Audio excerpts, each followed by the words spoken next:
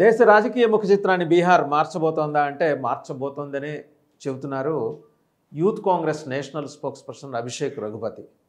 చాలా దగ్గర నుంచి చూశారు దేశ రాజకీయాల్ని. ఆయన విభిన్న రాజకీయ పక్షాల వైఖరిని, అలాగే వాళ్ళు జనంలోకి ఆ పార్టీలు జనంలోకి పెనట్రేట్ అయ్యే తీరుని కూడా దగ్గర నుంచి చూసిన మరి యూత్ కాంగ్రెస్ నేతగా ఆయన అభిప్రాయాలు తెలుసుకోవడానికి ప్రస్తుతం మనతో ఉన్నారు. నమస్తే అభిషేక్. నమస్తే. నమస్తే. సో జనం కానీ లేదా మీరు కానీ మిమ్మల్ని అభిషేక్ రఘుపతి అని పిలిస్తేనే ఇష్టపడతారు అనుకుంటాను. మీ తాతగారు కాంగ్రెస్ మినిస్టర్గా ఉన్నారు, ఎన్టీఆర్కి బాగా దగ్గర కూడా.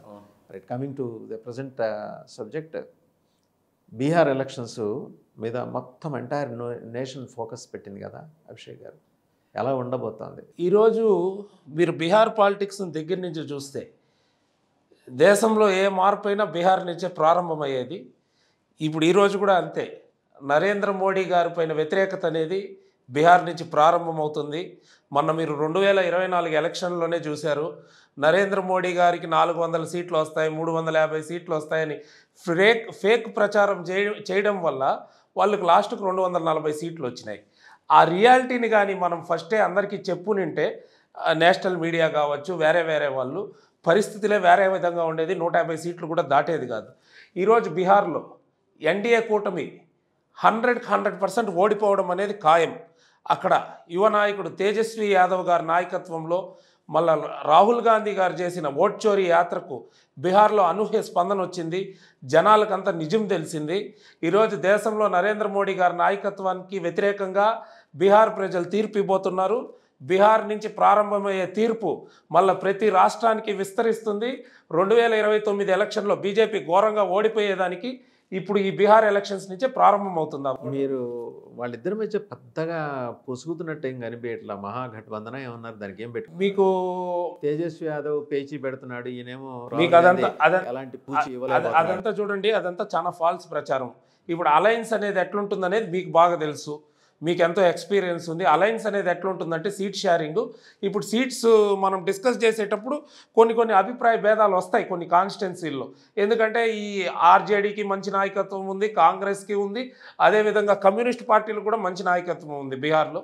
కొన్ని కాన్స్టిట్యున్సీల్లో అభిప్రాయ కాంగ్రెస్ పార్టీ స్టేట్ ప్రెసిడెంట్ నుంచునే చోట ఆర్జేడీ వచ్చి పేచి పెడుతుంది. అది సాల్వ్ అయింది కదండి. అక్కడ ఆర్జేడీ క్యాండిడేట్ విత్డ్రా చేశాడు. కాంగ్రెస్ పార్టీకి అన్ని కాన్స్టిట్యున్సీల్లో ఆర్జేడీ సపోర్ట్ చేస్తుంది, ఆర్జేడీకి కాంగ్రెస్ సపోర్ట్ చేస్తుంది. అదేవిధంగా కమ్యూనిస్ట్ పార్టీలు అంతా కలిసే పనిచేస్తున్నారు అక్కడ. 100% కమ్యూనిస్ట్ పార్టీల ప్రెజెన్స్ ఇంకా ఉంది. బీహార్లో ఉందండి. బీహార్లో ఉంది. బీహార్లో ఉంది. ఒకటి రెండు గెలుస్తారా?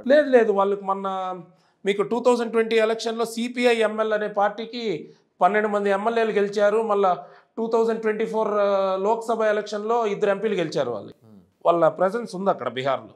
ఓకే, లోక్నాయక్ జయప్రకాష్ నారాయణ స్ఫూర్తి ఇంకా కంటిన్యూ అవుతుంది అక్కడ. లోక్నాయక్ జయప్రకాష్ నారాయణ గారి స్ఫూర్తి అంటే ఆయన స్ఫూర్తి నుంచి అప్పుడు జనతా పార్టీ వచ్చింది.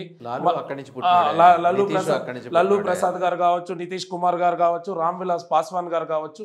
ఈరోజు పరిస్థితులు మారినాయి. ఈరోజు దేశవ్యాప్తంగా ఎట్లుందంటే బీజేపీకి వ్యతిరేకంగా అందరూ ఒకటవుతున్నారు. ప్రజలు, నాయకులు అందరూ ఒకటవుతున్నారు. ఎందుకంటే మీరు చూస్తున్నారు నరేంద్ర మోడీ నాయకత్వంలో ఏం జరిగిందని. ఎస్పెషల్లీ ఓట్ చోరీ అనే దాని గురించి మీకు కూడా దాని గురించి మంచి అవగాహన ఉందని నేను అనుకుంటున్నాను. కూడా ఉంది బాగా. సో అంటే do you still think Rahul Gandhi impact అనేది బీహార్లో పనిచేస్తుంది అని మీరు అనుకుంటున్నారా? ఎందుకంటే people really do you believe that people really considering him as a serious politician? చూడండి, రాహుల్ గాంధీ నాయకత్వానికి ఎగ్జాంపుల్ మన 2024 ఎలక్షనే. దేశవ్యాప్తంగా కొన్ని మీడియా ఛానళ్ళు ఏమేం ప్రచారం చేసిందనేది మీరు చూశారు. 2024 ఎలక్షన్లో కాంగ్రెస్ పార్టీ గురించి కావచ్చు, వేరే బీజేపీ కాకుండా ఇతర పార్టీల గురించి ఏమేం ప్రచారం చేసిందని. రాహుల్ గాంధీ గారు భారత్ జోడో యాత్ర అనేది ఎంత ఇంపాక్ట్ క్రియేట్ అయిందనే దానికి మన 2024 ఎలక్షన్సే ఎగ్జాంపుల్. 99 సీట్లో గెలిపించారు. చాలా ఛానల్స్ అన్ని సీట్స్ వస్తాయని ఏ ఛానల్లో కూడా చూపిలేదు అసలు యాక్చువల్లీ. బట్ రాహుల్ గాంధీ గారి నాయకత్వాన్ని జనాలు నమ్మినారు కాబట్టి అన్ని సీట్లు వచ్చినాయి. దేశంలో ఫ్యూచర్ అనేది రాహుల్ గాంధీ గారి నాయకత్వంలోనే మీకు అద్భుతమైన మార్పులు జరగబోతున్నాయి దేశంలో. అంటే ఇప్పుడు కాంగ్రెస్ పాలించిన దానికి బీజేపీ ఆధ్వర్యంలో ఎన్డీఏ పాలించిన దానికి మధ్య స్పష్టమైన తేడా ఉంది. Congress has never considered south as their serious stake holder southern states. BJP ఈరోజు సమ ప్రాధాన్యం ఇస్తోంది తమతో పాటు. అంటే నేను మిమ్మల్ని క్వశ్చన్ డైరెక్ట్గా అడుగుతాను. బీజేపీకి సౌత్ ఇండియాలో కర్ణాటక తప్ప ఇంకెక్కడుందండి ఎగ్జిస్టెన్స్? ఇప్పుడు ఆంధ్రాలో అలయన్స్ లేకపోతే బీజేపీకి ఒక కాన్స్టిట్యున్సీలో ఉన్న డిపాజిట్ వస్తుంది. బీజేపీకి ఆంధ్రాలో అలయన్స్ లేకపోతే ఎనీ సింగిల్ కాన్స్టిట్యున్సీలో వీళ్ళ దగ్గర డిపాజిట్ వస్తుందా చెప్పండి మీరు. అప్పుడు ఎందుకు ఈ రెండు పార్టీలు బీజేపీ మీద? అది వాళ్ళని అడగాలి, ఆ పార్టీ వాళ్ళని అడగాలి. మళ్ళీ కాంగ్రెస్ పార్టీ దక్షిణ భారతదేశంలో ఎంత స్ట్రాంగ్గా ఉందనే దానికి ఎగ్జాంపుల్ కర్ణాటకలో కావచ్చు, తెలంగాణలో కావచ్చు, తమిళనాడులో మిత్రపక్షం కావచ్చు, కేరళలో మన ఎంపీలంతా కూడా ఇది అక్కడ మన యూడిఎఫ్ అంటారు కాంగ్రెస్ అలయన్స్ని, అక్కడంతా కాంగ్రెస్ అలయన్సే గెలిచింది. కేరళలో ఎంపీలు, పాండిచేరిలో కూడా ఎంపీ గెలిచింది. దక్షిణ భారతదేశంలో ఫస్ట్ నుంచి కాంగ్రెస్ పార్టీ అనేది చాలా స్ట్రాంగ్గా ఉందండి, నో డౌట్ అబౌట్ ఇట్. అంటే ఇప్పుడు మైనారిటీ అపీజ్మెంట్ అనేది ప్రైమరీ ఎజెండాగా తీసుకొని వెళ్తుంది కదా కాంగ్రెస్. Will it continue? అంటే మెజారిటీ అక్కర్లేదా కాంగ్రెస్కి? చూడండి, అదంతా బీజేపీ వాళ్ళు ఫాల్స్ ఆరోపణలు, వాళ్ళు చేసే కుట్రలు. వాళ్ళు ఏంటంటే ఈ సోషల్ మీడియాలో అంతా ఊరికే ఏదంటే అది సృష్టిస్తున్నారు. Congress party is a pure secular party. Congress పార్టీకి అందరూ ఒకటే. అందరూ ఒకటే అయినప్పుడు హిందువులను కూడా సమానంగా చూస్తుంది. అవును, అందరినీ సమానంగానే చూస్తుంది Congress party. It's an secular party, అందరినీ ఒకే విధంగా చూస్తుంది Congress party. Equal rights, equal చట్టాలు ఉంటాయా?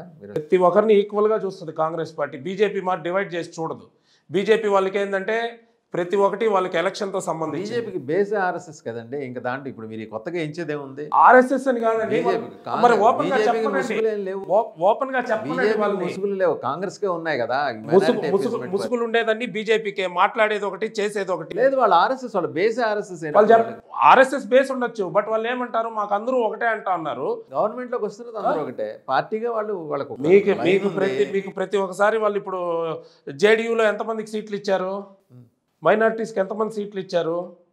4 సీట్లు ఇచ్చారు మొన్న ఎలక్షన్లో, జేడీయూలో కూడా. ఇప్పుడు బీహార్ ఎలక్షన్స్లో బీజేపీ ఏంటంటే అది వచ్చి మీకు ఎట్లా అంటే డ్రామా వాళ్ళది. పైకి చెప్పేదే ఒకటి, లోపల చేసేదే ఒకటి.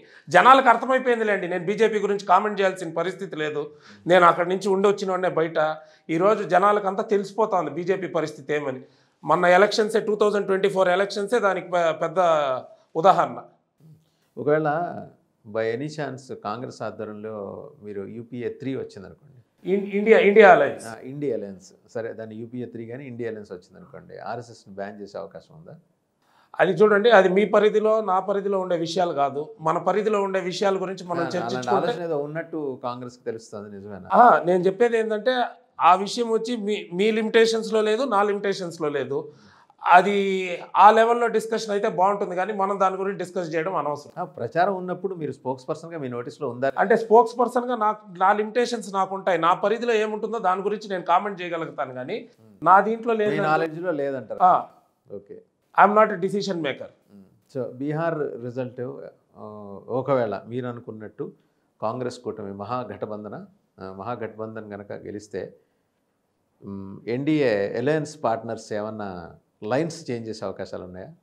చూడండి, బీహార్ ఎలక్షన్ అయినాక దేశంలో చాలా మార్పులు ఉంటాయి. ఐఎమ్ టాకింగ్ అబౌట్ ఆంధ్రప్రదేశ్లో ఏం జరుగుతుందనే దాని గురించి అన్నా కూడా మనం నేషనల్ విధంగా మనం మాట్లాడుకుంటే, బీహార్లో ఇప్పుడు జేడీయూ అనేది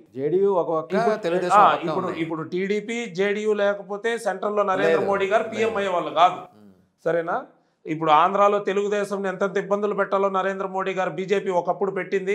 ఇప్పుడు వాళ్ళతోనే కాంప్రమైజ్ అయ్యి వాళ్ళు గవర్నమెంట్ రన్ చేస్తున్నారు. అదేవిధంగా నితీష్ కుమార్ కూడా బీజేపీ నుంచి 2 సార్లు బయట వచ్చి మళ్ళీ ఆయన కాంప్రమైజ్ అయ్యి అక్కడికి వెళ్ళినాడు. ఏదన్నా జరగచ్చండి రాజకీయాల్లో. ఒకటైతే చెప్తున్నా, బీహార్ ఎలక్షన్స్ అయినా చాలా మార్పులు అయితే జరుగుతాయి. సో ఇండియా అలయన్స్కి కొత్త పార్ట్నర్స్ వచ్చే అవకాశం ఉందా? ఇండియా అలయన్స్గా ఇప్పుడు ఉండే పార్ట్నర్లు కాకుండా చాలామంది వస్తారు రానున్న రోజుల్లో. Right, thank you Abhishek Raghupathi garu. అంటే నేను అనుకున్న ఆన్సర్ మీ దగ్గర నుంచి వచ్చింది. Thank you very much. So చూసాం కదా, అభిషేక్ రఘుపతి చాలా క్లియర్గా చెప్తున్నారు. కాంగ్రెస్ విన్నింగ్ పాత్లోకి వచ్చేసింది. బీహార్లో కాంగ్రెస్ ఆధ్వర్యంలోని మహాగఠబంధన్ ప్రభుత్వం ఏర్పాటు చేయబోతోంది. ఏర్పాటు చేసిన తర్వాత నరేంద్ర మోడీకి కుడి ఎడమ భుజాలుగా ఉన్న జేడీయూ, తెలుగుదేశం ఆలోచన వైఖరుల్లో కూడా మార్పు వచ్చే అవకాశాలను ఆయన తోసిపుచ్చట్లేదు.